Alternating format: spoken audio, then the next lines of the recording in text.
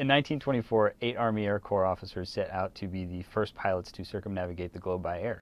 Hi, I'm Rob Crowdy. I'm a writer for Prologue Magazine, the quarterly publication of the National Archives here in Washington, D.C.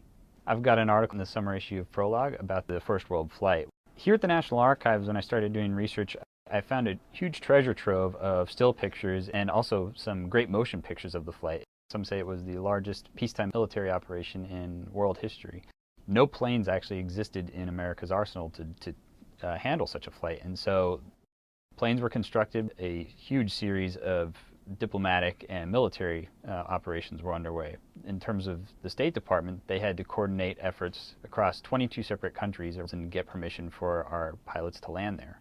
The Navy in particular had to ensure that in the case of a water landing, the boats were there to pick up the pilots. The pilots took off from Seattle in April of 1924. Flying at the time was really still any man's guess as to whether you would land safely or not.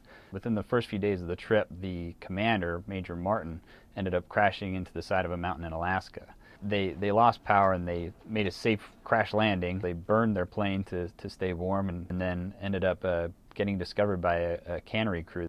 It was a huge spectacle, so much so that at some points in Japan and in India, 40,000 people, sometimes 100,000 people turned out to come see these pilots. Part of the reason why this flight took place initially was because the Air Service really wanted to be able to prove itself and going places where planes had never even been seen before. All 8 pilots survived the experience, but only 4 of them actually accomplished the goal of circumnavigating the globe by air. And they landed back in Seattle of September of 1924. So all told, it was about a 6-month endeavor that spanned 26,000 miles. For the first time in history, a sitting president had gone out to greet someone as they entered Washington, D.C. And it happened to be the 4 remaining air servicemen. Silent Cal even managed to crack a smile, which is something that we have a picture of here at the archives. Since America had given birth to flight, it was definitely something where we as a country had a stake in making sure that we were also first around the globe. It was really a badge of honor.